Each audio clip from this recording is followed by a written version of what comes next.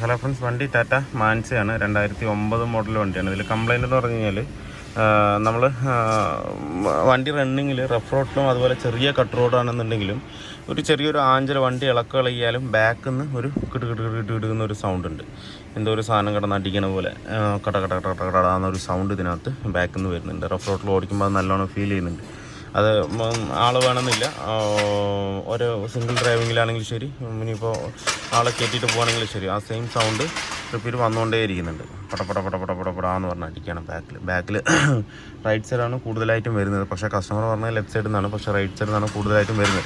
അപ്പോൾ നമ്മൾ നോക്കിയപ്പോൾ അതിൻ്റെ റിയറിലെ ഷോക്ക് നല്ലവണ്ണം ഓയിൽ അടിച്ചിട്ടുണ്ട്. ബാക്കിൽ റിയറിലെ ഷോക്ക് ഓയിൽ അടിച്ചിട്ടുണ്ട്, അപ്പുറത്തെ സൈഡും അത്യാവശ്യം നല്ല സൗണ്ടുണ്ട്. അപ്പോൾ രണ്ട് ഷോക്കും ഇതിനകത്ത് മാറണം. നേരത്തെ എന്ന് പറഞ്ഞു കഴിഞ്ഞാൽ ഒരു 6-7 മാസം മുന്നേ ഇതിൻ്റെ റിയർ ഷോക്ക് മാറ്റിയതാണ്, ഗബ്രിയലിൻ്റെ ഷോക്ക് ആയിട്ടിരിക്കുന്നത്. പക്ഷേ വീണ്ടും ഇത് നല്ലവണ്ണം കംപ്ലൈൻ്റ് ആയിട്ടുണ്ട്. എന്താ വെച്ച് കഴിഞ്ഞാൽ കസ്റ്റമർ ഇത് പാടത്തേക്കൊക്കെ കൊണ്ടുപോകുന്ന വണ്ടിയാണ്. എന്ന് വെച്ച് കഴിഞ്ഞാൽ നല്ല കട്ട് റൂട്ടിലും അങ്ങനെയുള്ള റോഡുകൾ, റഫ് റോഡ് കംപ്ലീറ്റ് ഓടുന്നത് കൂടുതലും റഫ് റോഡിലാണ് കൂടുതലായിട്ട് ഓടുന്നത്.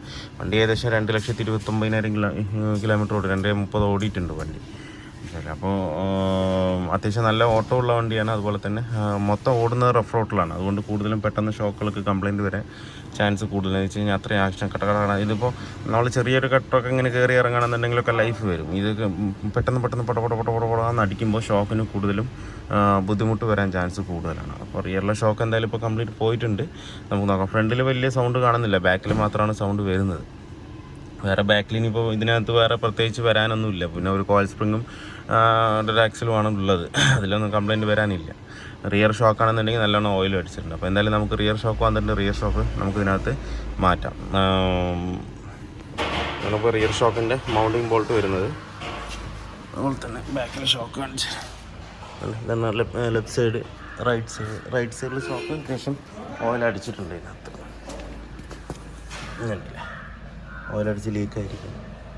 പറയാനിത് പുതിയ ഷോക്കുമാതിരി തന്നെ ഇരിക്കണം, പക്ഷേങ്കിൽ ഓയിൽ നല്ലോണം അടിച്ചിട്ടുണ്ട്. അപ്പോൾ എന്തായാലും നമുക്ക് മാറ്റണം. 6 മാസം ചെയ്തുകൊണ്ട് നമുക്ക് പാർട്സ് വാറണ്ടി അങ്ങനെയൊന്നും ഇതിനകത്ത് കിട്ടില്ല. നമുക്കത് പാർട്സ് മാറ്റി തന്നെ വേണം. നല്ലോണം ഓയിൽ അടിച്ചിട്ടുണ്ട്. ഈ സൈഡിൽ തന്നെ അത്യാവശ്യം നല്ല സൗണ്ട് വന്നുകൊണ്ടിരിക്കുന്നത് റൈറ്റ് സൈഡ്. അപ്പോൾ നമുക്ക് വന്നത് ഇപ്പം മോണ്ടോയുടെ ഷോക്കാണ് എടുത്തിരിക്കുന്നത്. നേരത്തെ അതിൽ ഗബ്രിയലിൻ്റെ കിടക്കുന്നത്, നമ്മളത് മോണ്ടോയുടെ ഷോക്ക് എടുത്തിട്ടുണ്ട്. മോണ്ടോയുടെ ഷോക്ക് പറയുമ്പോൾ റൈറ്റ്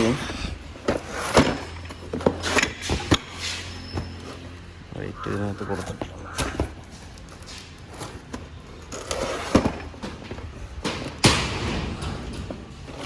റേറ്റ് അയച്ചിട്ട് കാണിച്ചു തരാം.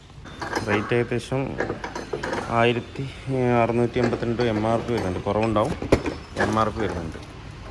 ഇതേത് ഓയിക്കാണെന്നുണ്ടെങ്കിൽ ഒറിജിനൽ ഷോക്കാണെങ്കിൽ 2,000 രൂപയോളം വില വരുന്നുണ്ട് ഇതിനകത്ത്, മോണ്ടോയുടെ ഷോക്ക്. എന്തായാലും നമുക്ക് ഇപ്പോൾ അയച്ചിട്ട് ഇതിനകത്ത് മാറ്റാം. ഇതിനകത്ത് തന്നെ കിറ്റും എല്ലാം സെറ്റോട് കൂടിയിട്ടാണ് വരിക.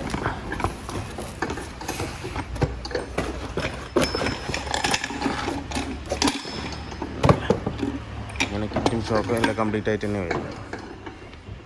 എന്തായാലും നമുക്കിത് മാറ്റാം.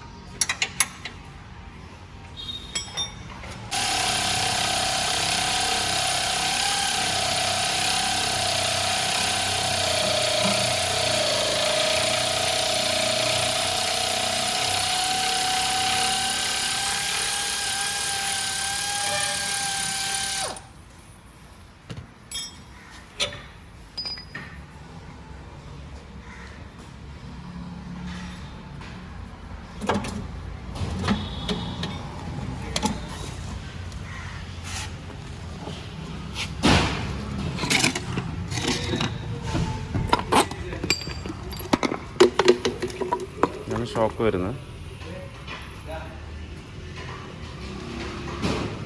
ആക്ഷൻ തീരെ കാണിക്കുന്നില്ല ഇതിനകത്ത്. പക്ഷേ ലീക്കും ഉണ്ട് ഇതിനകത്ത്, ആക്ഷൻ തീരെ കാണിക്കുന്നില്ല. എന്നാലും നമുക്ക് മാറ്റി. ഇത് നേരത്തെ ഇട്ടിരിക്കുന്നത് ഗബ്രിയലിൻ്റെ ഷോക്കാണ്.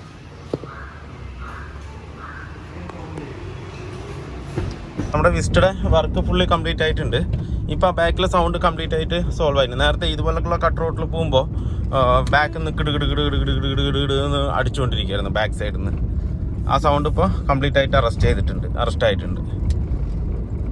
ഇപ്പോൾ ഒരു സൗണ്ടും ഇപ്പോൾ ബാക്കിൽ നിന്ന് കിട്ടുന്നില്ല. അത് കസ്റ്റമർ നല്ലൊരു ഇറിറ്റേറ്റിംഗ് സൗണ്ടായിരുന്നു വണ്ടി ഓടിക്കുമ്പോൾ. നമ്മൾ നോർമൽ റോഡല്ല, ചെറിയൊരു കട്ടർ വീണാലും കിടുകിടുകിടുകിടുകിടുകിടുകിട് എന്ന് പറഞ്ഞ് അടിച്ചുകൊണ്ടിരിക്കുക. ഇപ്പോൾ ഓക്കെയാണ്. അത് എന്താ വെച്ച് കഴിഞ്ഞാൽ ആൾക്ക് ഇത്തിരി ഓട്ടം എന്ന് പറയുന്നത് ഈ പാടങ്ങളിലേക്കൊക്കെ എടുത്തിട്ട് പോകും. വണ്ടി കളമൊക്കെ ഉള്ള ആളാണ്. അപ്പോൾ പാടത്തേക്കൊക്കെ കൊണ്ടുപോകുമ്പോൾ അതൊക്കെ മണ്ണ് റോഡാണ്, ടാറിട്ട റോഡല്ല, മണ്ണ് റോഡ്. അതുപോലെ കല്ലും കാര്യങ്ങളൊക്കെ ഉള്ള കട്ടപ്പുട്ട എന്നുള്ള റോഡാണ്. ആ ഒരു ആക്ഷനിൽ കൂടെ പോകുമ്പോഴാണ് കൂടുതലായിട്ട് ഈ കംപ്ലൈൻറ്റ് വരുന്നത്. നേരത്തെ നമ്മൾ 6 മാസം മുന്നേ മാറ്റിയതാണ്. അത് ഗബ്രിയലാണ് ഇട്ട് കൊടുത്തത്. ഇപ്പം നമ്മളത് മാറ്റി മോൺ റോഡ് കയറ്റിയിട്ടുണ്ട്. അപ്പോൾ ഇപ്പോൾ ആ സൗണ്ടും പക്കയായിട്ട് ക്ലിയർ ആയിട്ടുണ്ട്.